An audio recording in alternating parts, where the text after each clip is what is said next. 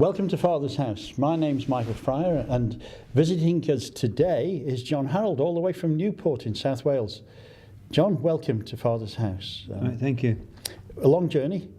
No, not bad. On the train. Good. And I know you're used to travelling anyway, Yeah. John, because you used to be a lorry driver, and you travelled and worked in the Ukraine for the Lord and pursued a ministry amongst the Jewish people there. Can you tell us a little bit about that? Yeah, I'm the local representative in South Wales for Ebneezer Operation Exodus, and our ministry is to help the Jewish people by reminding them of their biblical roots and helping them to be able to go to the Israeli embassies and consulates with their papers to get them checked to see if they're available and able to go home back to Israel.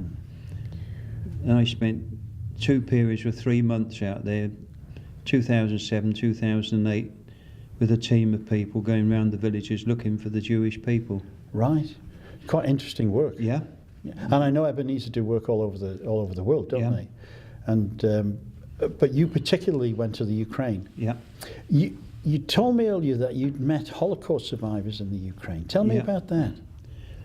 On almost the very last day of my first trip, we actually went to a house of a Holocaust survivor, and he showed us the number. It was tattooed on the back of his arm. It's the first time I'd ever seen that, and I always remember it was 12, 24, 36, and it's still there on his arm. And that guy was up in his 90s then. Okay. And what sort of lifestyle are they living in? Most of them were out in the villages, and once you get out of the big cities in Ukraine, they're very poor. It's like going back to what Great Britain was 70 years ago. Right. And you'll always know in the village if they got a gas supply, because their pipes are above ground on stanchions. But a lot of the places we went to, the water supplies were actually just being put in. Okay. There was wells in the garden, and the toilets were a hole in the ground in a shed in the garden. Okay, so a really poor quality of life. Very poor quality of life. And that quality of life is what focused your mind on how to help them, isn't it? Yeah. Now, I can always remember on the first trip we went to one family, and through our interpreter, the team leader and all of us were talking to a gentleman in his garden. And his wife came out, and she was hobbling on 2 walking sticks. And as the conversation went on, we found out that the only money she had was a disability benefit. The guy looked about 80. He was only 55. He was younger than me. And the only other support they had was from a son who came once a month, usually with a basket of food or some money for them to survive. Okay. And I've never forgotten that, because my friend that was with me, we looked at each other. I don't know how much we gave them, but being volunteers, we could spend our money as we liked. And we just gave them a wad of money to help them. Right. Bless you.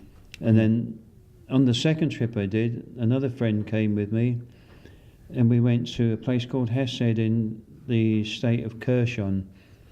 Now, Hesed is a Jewish organisation helping Jewish people in the community. And the leader there, through the interpreter, told us that there was a lady way out in the woods somewhere, wanted coal for the winter, £240 a tonne. Wow. That was 4 years ago, and logs were the same price. Right. So my friend and I, we paid for half a tonne of coal for it. Okay. But now that sort of love for the Jewish people and love for Israel has led you into helping Holocaust survivors in Israel itself now. So tell me, John, what sort of work you do and how you do that. Well, I've been to Israel at least 14 times at the moment, going again, God willing, later this year. But in 2010, I had an email from the Jewish Institute of Justice that looks after a lot of Holocaust and ghetto victims, and they were saying about some of the work they did with them, and I emailed them and said, now, what is the greatest need that you have? And they said to me in reply, vitamins. as you can see on the table, these sort of things. I thought you maybe were a drug dealer. I was on the drug squad, and when I saw you coming in with these, I got a bit concerned. But no, they're actually genuine, bought over the shop counter. And I found out since that paracetamols like that, 18 to 20 pence in the UK.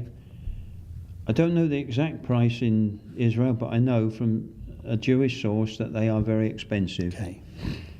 So in 2010, I put a load of stuff by and I stuffed my suitcase full, and we went back out in October, met our Christian contact out there and gave them the first load. Then we sent some more at the end of the year, and then we took another load in October 2011 in my suitcase. No problem with the customs or anything. Then we came up to April in 2012, end of the month, I had an email to say we've run out. Okay, and this is an email from this Jewish organisation who look after how many Holocaust survivors and ghetto survivors do they care for? They know that there's 200,000 at least in Israel at the moment. And are they all in need of such things as these vitamins? About half of them are. Okay. That's about 100,000. Why would they need vitamins? Because when they came out of the camps in 1945, most of them were absorbed into Eastern Europe when the communists took over Poland and Lithuania, Estonia and all those places. And having seen a little bit of the health services out there, unless you bribe the doctors, you don't get the treatment. Okay. And it's and when they live out in the villages, miles and miles away from a doctor, they can't get there. But in Israel, the Jewish community or surviving community of the Holocaust, are you saying that they are in need of vitamins? Yes. Because of? Well, two things that the Israeli budgets, the biggest one is defence, the next one is education, and then everything else comes out of the rest of it. Okay. So if you read the newspapers, you'll see how much they have to defend themselves, and most of it goes on defence in the country. So there's not a lot of money left over, even though quite a few of them do get money from France, Holland and Germany as reparation for the wartime, but it's not enough. Okay. Now, you're sending vitamins from the UK by post, and you're also taking some to this organisation in Israel in order that they can supplement the diets by using these vitamins. So how can we help, John? Well, people can get in touch with me.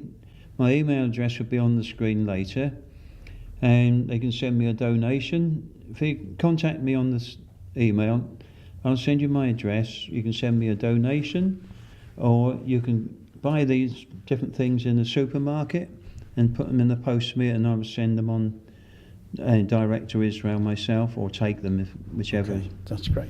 Well, what a great ministry, John, and I want to thank you for coming to talk to us about this ministry. And I know you guys out there will want to help and be involved in this. So if you can help John get vitamins to the Holocaust survivors in Israel, they're much needed there. They're cheaper here than they are in Israel, and you can be a part of helping the Jewish people, and particularly Holocaust survivors, by contacting John through the email address on the screen and helping him. So thank you very much for watching. Thank you for coming, John. It was a real blessing having you here. Thank you.